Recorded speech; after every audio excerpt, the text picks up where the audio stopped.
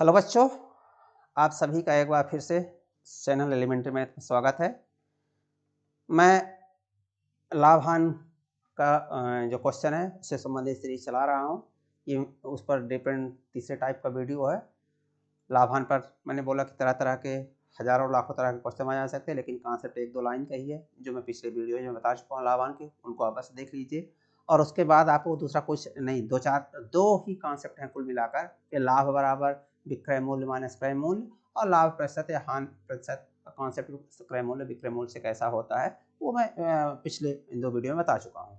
यदि वो आपको समझ में आता है तो कोई भी क्वेश्चन आपको कभी परेशान नहीं करेगा। हर क्वेश्चन 30 से 35 सेकंड में हल हो जाएंगे, कुछ क्वेश्चन तो 10 से 5 सेकंड में हल हो जाएंगे। तो ये चलते हैं, ये मैं अगला लाभ-हानि के अगला टाइप का क्वेश्चन लेता हूँ। अगले तरह टाइप के हैं जो मुझे उम्मीद है कि आपको बड़े आराम से बन भी जाएंगे।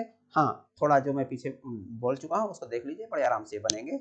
और यदि आपने अभी तक हमारे चैनल को सब्सक्राइब नहीं किया तो सब्सक्राइब कर लीजिए, जिससे आपको तरह-तरह के अच्छे-अच्छे वीडियो मिलते रहें। आपके आने वाले एग्जाम, चाहे एमपी पटवारी, वन रक्षक, जेल प्रहरी या आरक्षक या एसएससी के जो भी एग्जाम है, सब में बहुत उपयोगी और सब में ये टॉपिक हम अवश्य आते हैं। इनफैक्ट मुझको मालूम है किस तरह के क्वेश्चन आते हैं, मैं आपको सब बताऊंगा। तो चलिए लेते हैं। ये क्वेश्चन है लाभ-हानि का।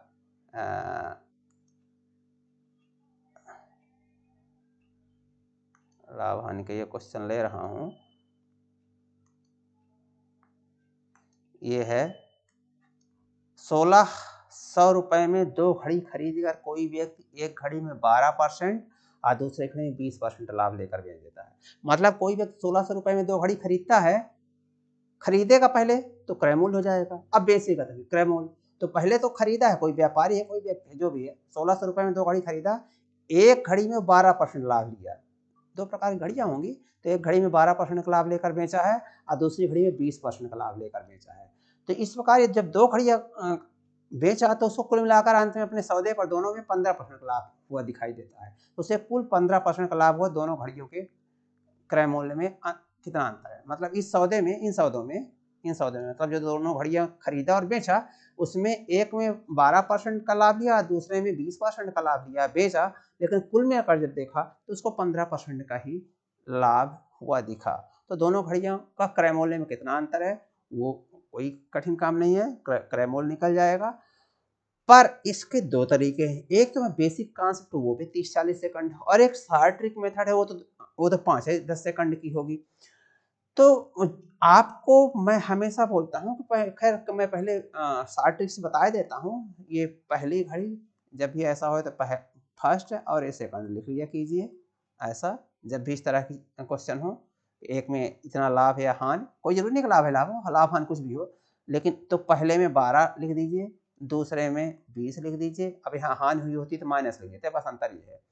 और इन सौदे में कुल 15 हुआ। तो अब इसका इधर तिर्यक करके घटा दीजिए, ये 3 हो जाएगा, और इसका इधर तिर्यक करके घटा दीजिए तो 5 हो जाएगा।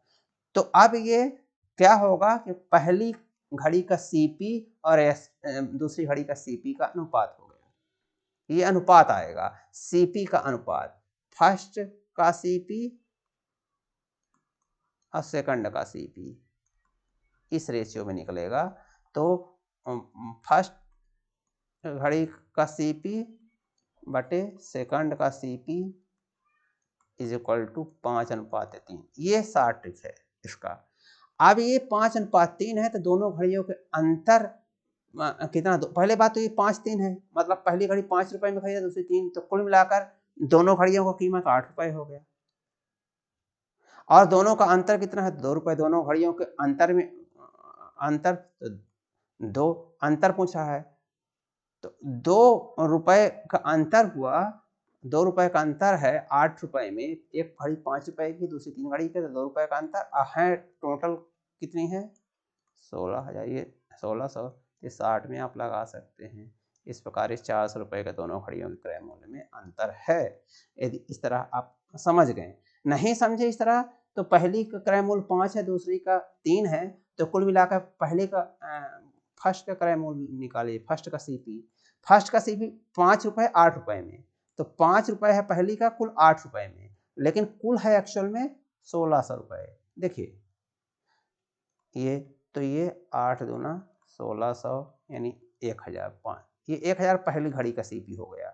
तो पहली घड़ी के 1000 तो 1600 में दूसरी घटाएंगे 600, तो सेकंड का सीपी कितना आ जाएगा? सेकंड का सीपी इज इक्वल टू 1600 में 1000 निकाल दीजिए तो 600 आ गया। अब दोनों घड़ियों की सीपी में अंतर, ये 1000 है और ये 600 है, तो दोनों घड़ियों की सीपी में अंतर ये आ गया। तो ये अनुपात निकलता है, यहाँ से सब कुछ निकाल सकते हैं, अंतर भी निकाल सकते हैं, अलग अलग भी निकाल सकते हैं, सब कुछ निकाल सकते हैं। ये पहली घड़ी का कास्ट प्राइस यानी क्रय मूल्य और दूसरी घड़ी का कास्ट प्राइस यानी क्रय मूल्य का अनुपात है 5:3।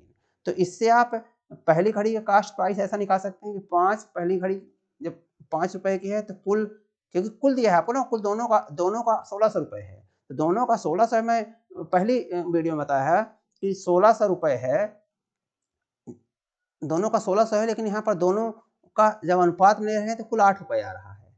तो 8 रुपए किसके बराबर है? 1600 रुपए के बराबर। ये ऐसा कह सकते हैं कि 5 रुपए है, ये 8 रुपए, ये 3 रुपए है। पहली घड़ी का कास्ट प्राइस 5 रुपए, दूसरी घड़ी का कास्ट प्राइस यानी क्रय मूल्य 3 रुपए, कुल 8 रुपए है। लेकिन ये 8 रुपए 1600 रुपए के बराबर है, तो 1 रुपए 1600 बटे 8 के बराबर हो जाएगा। और इसलिए इस घड़ी की कीमत पहले की 5 रुपए है, तो इसलिए 5 रुपए जो कितने के बराबर आएगा? 5 कितने के बराबर? 1600 बटे 8 गुणे 5, यही है लिखा है ये 5 बटे 8 गुणे 1600, यहाँ से 1000। तो ये अनुपात के कॉन्सेप्ट से ये हो जाएगा। अनुपात का कॉन्सेप्ट आप पढ़ते हैं तो ठीक है, नहीं तो हम आगे वीडियो में लेने वाले हैं तो और क्लियर होगा। पर बहरहाल ये है आपका दो घड़ियों का अनुपात 5:3 का है। तो आप जैसे चाहें, अंतर पूछ रहा है तो फिर यहाँ पर ये पहली घड़ी का हो गया, ऐसे दूसरी घड़ी का, एक घड़ी 1 रुपये पर इतना आ रहा है, लेकिन दूसरी घड़ी की सीपी 3 है तो यहाँ 3 वो कर दीजिए, तो 1600 बटे 8 गुणे 3, 8 दूना 1600 यानी 600 हो गया। चाहे यहाँ से निकालिए 600, चाहे बोल दीजिए कि पहली घड़ी का जो है 1000 आया और दोनों का 1600 है, तो दूसरी घड़ी 600 आ जाएगा, घटा देंगे। या चाहे दूसरी घड़ी का ऐसे स्वतंत्र रूप से निकालिए, जैसे चाहे वैसे निकाल सकते हैं। सबका कॉन्सेप्ट यही है। बहरहाल आपको मैं बहुत तरीके नहीं बता रहा हूँ, क्योंकि आप जो चाहें वो निकाल सकते हैं। या आपका कॉन्सेप्ट क्लियर है, मैं एक ही तरीका बता दिया, इतना जो है किसी भी तरह से आप निकाल सकते हैं इस चीज़ को। हाँ, ये मैंने बोला कि फर्स्ट का सीपी और सेकंड का सीपी का अनुपात निकलेगा। इस तरह की कॉन्सेप्ट से लगाएंगे तो अनुपात निकल आएगा। 1600 रुपये में 2 घड़ी खरीदता है, एक में 12% का लाभ लेकर बेचता है, दूसरे में 20% का, लेकिन इस सौदे में उसे कुल 15% का लाभ हुआ। तो दोनों घड़ियों क्रय मूल्य में कितना अंतर है? तो चाहे आप ये निकाल दीजिए, डायरेक्ट अंतर यहाँ से निकाल के कर सकते हैं, या दोनों को अलग अलग निकाल लीजिए। परीक्षा में दोनों में से किसी एक का पूछ सकता है, क्रय मूल्य भी पूछ सकता है, दोनों का क्रय मूल्य पूछ सकता है, दोनों का अंतर पूछ सकता है। तो ये जो है, तो 12 ये पहली घड़ी को 12% लाभ पर बेचा, दूसरी को 20% पर, बीच में 15 कर दीजिए, फिर ऐसे तीजे वो करके आप कर दीजिए। इन दोनों का डिफरेंस 3 आएगा, सेकंड के सीपी हो जाएगा, इन दोनों का डिफरेंस 5 आ जाएगा, फर्स्ट का सीपी होगा। तो पहली घड़ी का क्रय मूल्य और दूसरी घड़ी क्रय मूल्य का अनुपात 5 और 3 हो गया। और 5 और 3 जब हो गया तो फिर 5 और 3 का मतलब है कि पहली घड़ी की कीमत 5 रुपये है, तो दूसरी पहली घड़ी का 5 रुपये है, तो दूसरी घड़ी का 3 रुपये कीमत है, यानी कुल दोनों घड़ियों का एक साथ 8 रुपये है। तो 8 रुपये है, पर कुल मिलाकर 1600 रुपये, यानी 8 रुपये 1600 के बराबर लिया जा रहा है। तो 1 रुपये कितने के बराबर लिया जाएगा? 1600 बटे 8 यानी 200 रुपये के बराबर। तो 1 रुपये 200 के बराबर है, तो इसलिए 5 रुपये गुणे 200 हो जाएगा, 1000 रुपये के बराबर हो जाएगा। एक्चुअल में ये वैल्यू ये 3 रुपये है, लेकिन 1 रुपये 200 के बराबर है। 3 रुपये यहाँ से 200 निकल आया ना, ये 600 के बराबर, इसे दोनों का अंतर 400 रुपये। तो इस प्रकार मुझे उम्मीद है कि ये बहुत ही संक्षेप में, मतलब इसको लिखने में आपको 5 सेकंड लगने वाला है, और यदि अनुपात वाला कॉन्सेप्ट समझ गए हैं ये, तो 5 से 10 सेकंड ये। तो शॉर्ट मेथड से 15 से 20 यहाँ से यहाँ कैसे निकल गया है वो सब देख लेंगे आप, और समझ जाएंगे। तो समझ गए होंगे। तो इस प्रकार ये 10 से 20 सेकंड का ये क्वेश्चन है, ये शॉर्ट में आते हैं। लेकिन फुल कॉन्सेप्ट से आए, जो कि मैं चाहता हूँ कि फुल कॉन्सेप्ट से परीक्षा में चाहे भले ऐसा लगा लीजिए, क्योंकि आपको समय की बचत जरूरत होती है, लेकिन घर में है तो अभी आपके पास पर्याप्त समय, कॉन्सेप्ट के थ्रू हर क्वेश्चन जरूर लगाइए।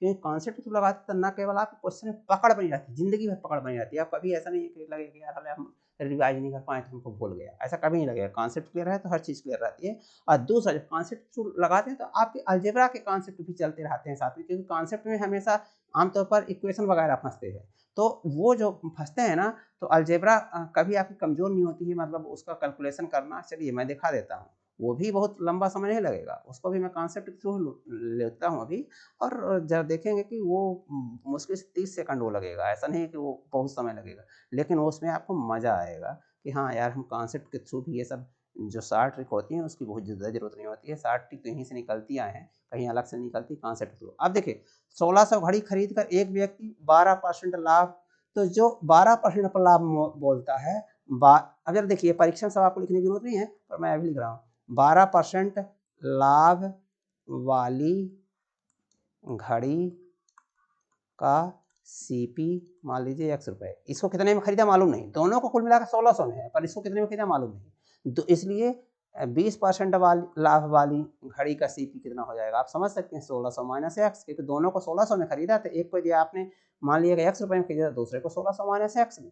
अब जो मैं पिछले वीडियो में बताया हूँ कि 12% लाभ पर बेचता है, तो इसका एसपी कितना हो जाएगा, अब बताओ। अब फर्स्ट का एसपी प्लस सेकंड का एसपी इज इक्वल टू कुल एसपी, कुल सेलिंग प्राइस उसको कितनी मिली, कुल सेलिंग प्राइस कितनी मिली, बेचने पर कुल कितना मिला, तो ये तो पहले का एसपी बता दीजिए। एक्स रुपये उसकी कास्ट प्राइस है, तो 12%, तो एक्स का 112% हो जाएगा। मैं ये पिछले वीडियो में कॉन्सेप्ट सब बता चुका हूँ, 112%, ये फर्स्ट का एसपी हो गया। सेकंड का एसपी, सेकंड दूसरी घड़ी यानी जो 20% लाभ पर बेची है उसका सीपी जो है ये है इतना कास्ट प्राइस, तो इसका एसपी कितना हो जाएगा 1600 माइनस एक्स, और ये 20% लाभ पर बेची जाती है, यानी 20% ज़्यादा लेकर बेची जाती है, तो कुल मिलाकर ये एसपी जो है सीपी का 120% हो जाएगा, गुणे 120। ये पिछले वीडियो में प्रॉफिट लॉस का पहला जो वीडियो मैंने डाला है उस पर ये कॉन्सेप्ट पूरा डाला है, उसको देख लीजिए। ये 120 अब बटे 100 हो गया, ये हो गया। ये देखिए पहली घड़ी का एसपी निकल आया, दूसरी घड़ी का एसपी निकल आया, दूसरी घड़ी का एसपी बराबर सीपी का लाभ प्राइस है, तो 120/100 सीपी ये है, और इसका लाभ 120/100 सीपी का होता है, सीपी ये है, ये तो ये एसपी निकला है दूसरी घड़ी का। अब कुल एसपी कितना है जरा देखिए, 1600 में दोनों खरीदा था और अंत में 12% का लाभ हुआ, तो कुल के लिए ये सीपी है उसका, तो 1600 सीपी हो गया, 1600 का 15% लाभ यानी 115/100 हो जाए, 115%, ये हो गया यहाँ पक्का के समय। तो मेरा कहने मतलब कि कुल एसपी के लिए कुल सीपी, तो कुल सीपी इतने में खरीदा था वो 1600 में, और 15% कुल लाभ हुआ, तो कुल मिलाकर 1600 का 115% ही। अब देखिए नीचे तमाम 100 एलसीएम आ जाएगा, यहाँ भी तो कट जाएगा। अब ये 112x अभी मैं आपके लिए लिख देता हूँ, लेकिन मैं क्या बोल रहा हूँ कि आपको ये यहाँ से यहाँ तक कुछ लिखने की जरूरत नहीं है, क्योंकि ये आपके मन में सब रहता है कि 12% वाली को हमने एक्स मान लिया, तो ये एक्स क्रय मूल्य मान लिया, तो उस पर लाभ 12% है, नहीं एक्स का 112/100 सीधे आप ये लिखेंगे। फिर दूसरी घड़ी का क्रय मूल्य, चूँकि पहले को आपने ₹100 मान लिया, तो दूसरी घड़ी का 1600 माइनस एक्स हो जाएगा, तो 1600 माइनस एक्स, लेकिन इसमें लाभ 20% है यानी 120 हो जाएगा, 120% टोटल, तो 120% लाभ हुआ यानी ज़्यादा हुआ है, 20% लाभ का मतलब ज़्यादा मिलना, तो 20% लाभ मिला है, 20% ज़्यादा मिला, 20% ज़्यादा मिलने का मतलब 100 से 20 ज़्यादा यानी 120 हो गया है। ये सब कॉन्सेप्ट मैं पिछले वीडियो बता चुका हूँ, तो 120% हो गया, तो 120/100 इज इक्वल टू ये 15% लाभ हुआ यानी 15% ज़्यादा मिला, यानी 100 तो था ही, 100 से 15 ज़्यादा, तो 115 हो गया, तो 115% 115/100। तो आपको सिर्फ ये लिखना है, कॉन्सेप्ट क्लियर है तो ये कुछ नहीं है लिखना है। अब आप सोचिए कि इस क्वेश्चन को पढ़कर यहाँ से यहाँ तक लिखने में कितना समय आपको लगेगा, 10 सेकंड, तो एक तो 10 सेकंड ये मान लीजिए। और अब यदि आप, मैंने बोला ना कि अलजेब्रा देखकर डरते हैं, तो ये जरूर इस तरह का मेथड, बेसिक मेथड हमेशा यूज किया कीजिए, क्योंकि 4 से 10 बार जहाँ करना चालू करेंगे तो अलजेब्रा के कॉन्सेप्ट, अलजेब्रा के इक्वेशन से डरना बंद हो जाएगा, और फिर आपको परीक्षा में इतना कॉन्फिडेंस आएगा जिसका कोई हिसाब नहीं। मैं एक छोटा सा एग्जाम्पल लेता हूँ। आप लोग अधिकांश लोग क्रिकेट खेलते होंगे, देखते होंगे, खासकर देखते तो बहुत हैं, पर आप देखिए कि जो इंसान टेस्ट मैच खेल लेता है ना, वो कभी भी T20 वनडे से डरता नहीं है। हो सकता है थोड़ा धीमा जरूर हो, है ना, लेकिन वो डरता कभी नहीं है, और अंत में जब संकट मोचक काम होता है तो वही करता है, जब पिच बहुत खतरनाक काम कर रही होती है। अभी आप पाकिस्तान और इंग्लैंड के बीच का T20 का फाइनल देखे होंगे, बेन स्टोक्स खड़ा हो गया क्योंकि वो टेस्ट मैच बहुत अच्छा प्लेयर है। बाकी सभी ढनक गए, जॉस बटलर या ये सब T20 की, इनको बेसिक्स कुछ नहीं पता है। तो जहाँ खतरनाक बॉलिंग आती है ना, जितने भी खिलाड़ी होते हैं, इंडिया की तरफ से देख लीजिए, T20 का उन लोगों को इस समय एक सेंसेशन हो रहा है, क्या बोलते हैं, SK भाई, कौन सा है, सूर्य कुमार यादव। तो सूर्य कुमार यादव T20 की सेंसेशन निकला है, लेकिन जहाँ खतरनाक बॉलिंग आती है तो फट से गिर जाता है ना? क्यों? क्योंकि बेसिक्स नहीं पता है। बेसिक्स टेस्ट मैच से आता है। इसलिए जो महान खिलाड़ी होते हैं, विराट कोहली को देख लीजिए, सचिन तेंदुलकर को देख लीजिए, ये हमेशा टेस्ट मैच को ज़्यादा प्रेफर करते थे, क्योंकि उनको मालूम था कि हमारी पकड़ इसमें है, हम इतने महारथी हैं कि हम इसको अच्छे से खेल सकते हैं, तो हम कोई भी क्रिकेट अच्छे से खेल जाएंगे। तो इस प्रकार बेसिक्स को कभी मत छोड़िए, बगैर बेसिक्स के आप हमेशा कमज़ोर रहेंगे। तो ये बेसिक्स है, और एक बार बेसिक्स, न केवल इसका बेसिक्स है बल्कि इस तरह की चीज़ें करते हैं तो आपको अलजेब्रा का जो डर है इक्वेशन हल करने का, वो खत्म हो जाता है। तो पहली बात, यहाँ 100 तमाम एलसीएम है, यहाँ भी 100 यहाँ नीचे नीचे कट गया। अब ये 112x, मैं अभी एक लाइन लिख रहा हूँ, लेकिन आपको लिखने की ये वाली लाइन जरूरत नहीं है। 112x प्लस 120 के इसके अंदर गुणा हो जाएगा 1600 गुणे 120, और मैं कल माइनस 120x, 120 के इसके अंदर और इसके अंदर, तो माइनस 120 इज इक्वल टू 1600 गुणे 115। मैं एक चीज़ और बता रहा हूँ आपको, 115 सॉरी, कि जब मैं सिंप्लीफिकेशन सरलीकरण के वीडियो जो अपलोड किया हूँ, तो उसमें बता चुका हूँ कि जब तक जरूरत न हो तब तक आप इसमें गुणा अंदर मत करने लगे कि 1 घंटा गुणा करके इसमें बैठ समय बर्बाद कीजिए, या इसका इसके अंदर जहाँ जरूरत होगी करेंगे, अभी तो नहीं है। अब जरा देखिए, 112x माइनस 120x, तो माइनस 8x हो गया। अब ये 1600 गुणे 120 को इधर कर दीजिए, तो 1600 गुणे 115, अब माइनस ये इधर आ जाएगा, तो 1600 दोनों में कॉमन, इसीलिए मैंने बोला था गुणा नहीं कर रहा हूँ, 1600 कॉमन हो जाएगा, ये 115 ये इधर आएगा, तो 115 माइनस, चलिए लिख देता हूँ आपके लिए, लेकिन ये सब लिखने की जरूरत नहीं ये। तो इस प्रकार क्या हो गया, ये 1600 गुणे -5 ये। तो अब आप खुद देख सकते हैं कि ये जो है क्या बना, ये -8x इज इक्वल टू 1600 गुणे -5, ये बन गया। अब आपको मैं यही बोल रहा हूँ कि ये दोनों लाइन लिखने की कदापि जरूरत नहीं है, यदि आप डरते नहीं हैं, यदि आप पहले डर कर बैठे हैं अलजेब्रा से, तभी दिक्कत है, अन्यथा ये आपको ज़रूरत ही नहीं है ये लाइन सब लिखने की, ये वाली अभी मैं लिख दिया हूँ, आपको ज़रूरत होगी तो वीडियो को बैक करके देख लीजिएगा। पर मैं मिटा रहा हूँ, क्यों मिटा रहा हूँ ये बताता हूँ। आपने ये लाइन लिखा, ये लाइन लिखा, 10 सेकंड इसको लगा, अभी आपको देखिए 100 नीचे है, क्योंकि प्रतिशत हिसाब में 100 नीचे आएगा, कट जाएगा। अब ये 112x यहाँ गुणा करेंगे तो -120, आपको समझ में आएगा, -8x आएगा, ये -8x हो गया। अब फिर ये 120 1600 गुणे 100 माइनस एक्स था ना, -x, तो ये 112x -120x -8x। अब ये 1600 गुणे 120 है, 1600 गुणे 115, तो 1600 गुणे 120, एक्स एक तरफ कर लिया, तो 1600 गुणे 120, 1600 गुणे 115, तो आपको समझ में आएगा 1600 दोनों में कॉमन आ जाएगा, 115 तो ये है ही, इधर 120 आएगा तो माइनस आएगा, तो -5 हो जाएगा। तो इसके बाद आप ही डायरेक्ट, और यदि नहीं कर पा रहे तो ही मैं बोला कि इधर से आइए, 4 से 10-20 क्वेश्चन का कष्ट ऐसा उठाइए। हमने कई बार बोला है कि कंफर्ट जोन से निकलेंगे तभी आपकी ज़िंदगी सही होगी, तभी सफलता मिलेगी। सब चीज़ को मैंने अभी एक क्रिकेट में एग्जाम्पल हुआ है कि जो कंफर्ट जोन से निकला है, टेस्ट मैच का दंश जिसे बोलते हैं, टेस्ट मैच खतरनाक बाउंसर, टेस्ट मैच की खतरनाक गेंद जो खेला है, वही 20 और ODI में लंबे समय का रेस का घोड़ा होता है। कहीं भी देख लीजिए, दुनिया के किसी भी कोने में क्रिकेट देख लीजिएगा, देखते हैं और तो आपको खुद समझ में आ जाएगी चीज़। तो ये जो है ये हो गया, इसके बाद ये डायरेक्ट, तो 10 सेकंड ये और 10-5 सेकंड ये, और फिर x बराबर, आप दोनों तरफ माइनस प्लस हो जाएगा, 1600 गुणे 5 और डिवाइडेड बाई 8, इधर माइनस दोनों तरफ प्लस हो जाएगी, ये 200 यानी 500, देखिए ये 1000।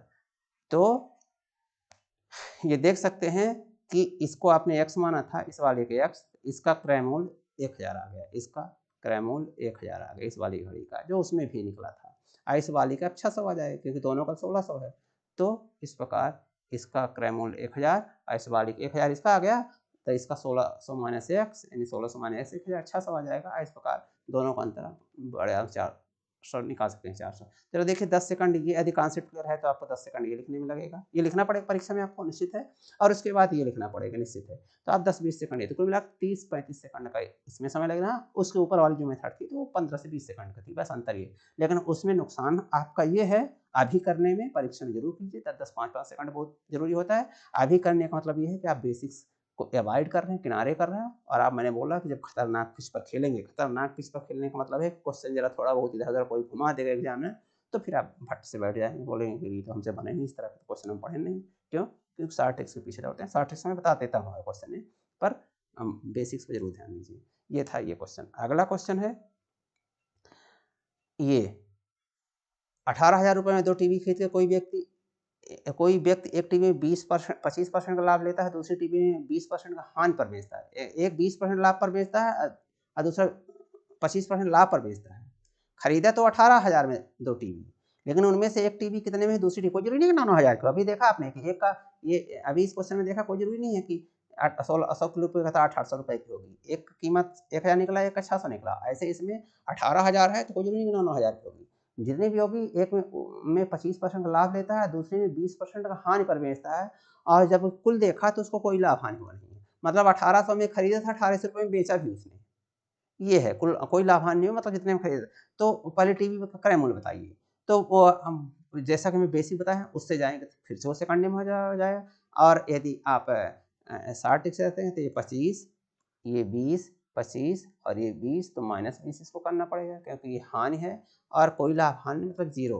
अब यहाँ पर इसको इधर डिफरेंस करेंगे तो ये 20 आएगा, 0 माइनस ये 20, और ये 25 माइनस 0 25। डिफरेंस करना है, ये मत सोचिएगा कि -20, जीरो में -20 घटाना है, तो ये माइनस माइनस प्लस रहेगा तो 20। तो पहले टीवी का कास्ट प्राइस है, दूसरी टीवी का कास्ट प्राइस, फर्स्ट का और सेकंड का कास्ट प्राइस 20/25, 20/25 यानी 4/5। अब ये इस प्रकार हुआ, तो अब आप निकाल सकते हैं, जैसा कि मैं पीछे बता चुका हूँ, उससे बड़े आराम से ये क्वेश्चन हल कर सकते हैं। तो आप पहले टीवी का क्रय मूल्य, अभी आप चाहें तो फर्स्ट का क्रय मूल्य कितना हो जाएगा, 4/9 गुणे 18,000, 9 दूना 18, 2,000 यानी 8,000।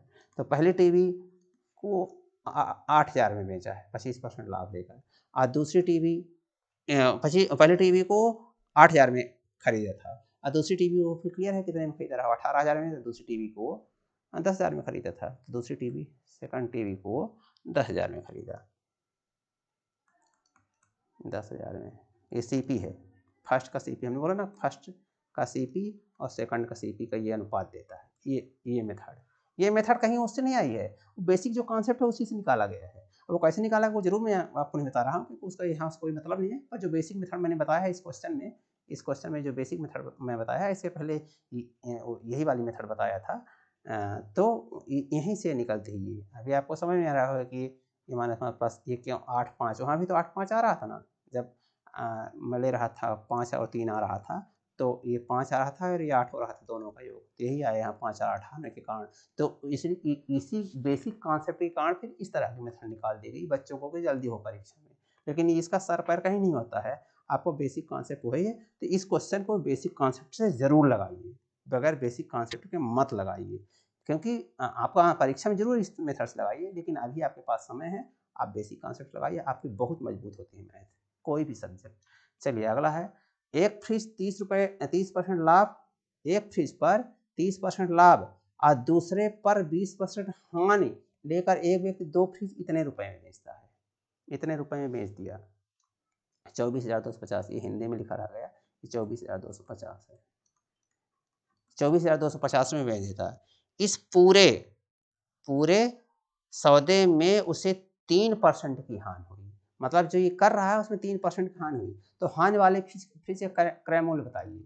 इसमें भी कुछ दिक्कत नहीं है, आपको लग रहा होगा ये बेचता है, इतने में बेचता है। यहाँ पर क्या हो रहा था, खरीदता है, खरीदना वाला, दोनों सामानों का क्रय मूल्य दिया था, लेकिन यहाँ पर दोनों सामानों का विक्रय मूल्य दिया है। तो क्रय मूल्य निकाल लीजिए दोनों फ्रिज का क्रय मूल्य बड़े आराम से निकाल लीजिए, तो फिर क्वेश्चन वैसे बन जाएगा, दोनों फ्रिज का क्रय मूल्य ने खरीदा कितने में, तो हमने बता दिया है पिछले वीडियो में कि ये विक्रय मूल्य है दोनों का, तो क्रय मूल्य कितना हो जाएगा, तो ये कितना हो जाएगा 24,250 गुणे 100, 3% का हानि हुआ है, 100 में 3 है 97। ये पिछले वीडियो में कॉन्सेप्ट बता चुका हूँ। तो इस प्रकार यदि आप इसको देखेंगे, इसको करेंगे तो ये हो जाएगा 2 ना 97 ये 25,000 आ जाएगा। तो जरा देखिए दोनों का फ्रिज का क्रय मूल्य, अब आपका पिछले जैसा क्वेश्चन बन गया, इनके जैसा बन गया। 18,000 में खरीदा, तो अब आप कह सकते हैं अब इसको भूल जाइए, इस चीज़ को अब आप भूल सकते हैं, इस चीज़ को भूल सकते हैं, अब इसकी ज़रूरत नहीं है। आप कह सकते हैं कि 25,000 रुपये में 2 फ्रिज खरीदता है एक व्यक्ति, एक को 30% लाभ पर बेचता है और दूसरे को 20% हानि पर बेचता है, तो इस पूरे सौदे में उसको 3% की हानि हुई। तो फिर क्रय मूल्य बताना है। तो आप जरा देखिए फर्स्ट का सीपी, सेकंड का सीपी। तो फर्स्ट का सीपी के लिए आप यहाँ पर 30% लाभ है और दूसरे का 20% हानि है, तो -20 कर दीजिए। अब पूरे सौदे में 3% की हानि है, -3 कर दीजिए। अब आप इसको घटाइए, इससे इसको घटाइए, इससे इसको घटाएंगे तो 17 आ जाएगा, -3 बड़ा ये है ना, छोटा ये है तो घटाना है, तो -3 -20, ये बड़ा है और ये छोटा है इसमें, तो ये घटेंगे इस तरह, तो 17 हो जाएगा। और इसमें ये बड़ा है ये छोटा है, 30 में ये घटाएंगे 33। अब ये इनका अनुपात 17 और 33 में आ रहा, तो 17 और 33 फर्स्ट का सीपी अपान सेकंड का सीपी का जो अनुपात है 17 और 33 है। तो इस प्रकार आप बता सकते हैं कि पहले का फर्स्ट का मतलब जो लाभ वाला है उसको मैंने फर्स्ट माना है, ये फर्स्ट 30 लिखा है ना, तो ये लाभ वाला, तो लाभ वाले का सीपी और हानि वाले का सीपी में अनुपात 17-30 है। तो कुल मिलाकर हानि वाले का पूछो, हानि वाले क्रय मूल्य बताइए, तो ये हानि वाला है, तो हानि वाला का क्या हो जाएगा, ये 33 रुपये है टोटल, 33 17 50 है, तो 50 हो गया, दोनों का 17 33 50 रुपये हो गया, लेकिन उसमें हानि वाले का 33 है, तो 33/50 गुणे ये 25,000, अभी आपका आ गया क्रय मूल्य 25,000 टोटल, तो 25,000 जैसा कि पीछे से अभी तक बता रहा हूँ वही चीज़ है ये। तो ये 500 और ये 33 में 500 गुणा कर देंगे तो 16,500। तो 16,500 में जो हानि वाली टीवी है, ये वाली टीवी जिसको 20% हानि बेच रहा है, उसको 16,500 में खरीदा था, और अब चूंकि टोटल 25,000 में खरीदा है, तो दूसरी यदि लाभ वाली का पूछे तो 16,500 इसमें से 16,500 हटा देंगे तो 8,500 आ जाएगा। ये 8,500 ये जो लाभ पर बेचा है उसका क्रय मूल्य है। तो लाभ पर बेचने वाली टीवी जो 30% लाभ पर बेचा है उसका क्रय मूल्य 8,500, और जो 20% हानि पर बेचा है उसका ये आ गया। तो मुझे उम्मीद है कि आपको ये कॉन्सेप्ट अच्छे से क्लियर हुआ होगा, और आपको इस तरह के हर क्वेश्चन में जो भी दिक्कतें रही होंगी क्लियर हो जाएंगी। लेकिन मैं जैसा पिछले 2-3 वीडियोस बता रहा हूँ, लाभ हानि कॉन्सेप्ट पर जरूर ध्यान रखें, 2-3 लाइनें कॉन्सेप्ट, उससे ज़्यादा कॉन्सेप्ट है नहीं, कॉन्सेप्ट से आकर हल कीजिए। ये तो मैं आपको परीक्षा के नज़रिए से बताते, लेकिन कॉन्सेप्ट जरूर आइए, क्योंकि कॉन्सेप्ट से आते हैं तो आपका और टॉपिक्स में मतलब अपने आप पे कॉन्फिडेंस आता है कि हम ये भी टॉपिक्स कर सकते हैं, क्योंकि कॉन्सेप्ट एक ऐसी चीज़ है कि एक ही स्थान पर काम नहीं करती, कई स्थान पर काम करती है। तो इस प्रकार ये प्रॉफिट और लॉस की तरह के महत्वपूर्ण क्वेश्चन थे आपके, जो मेरे जरूर पसंद आया होगा और आपका नॉलेज भी बढ़ा होगा। यदि ऐसा है तो एक लाइक अवश्य कर दीजिए, दोस्तों में शेयर कर दीजिए और चैनल को सब्सक्राइब कर लीजिए। बहुत बहुत धन्यवाद।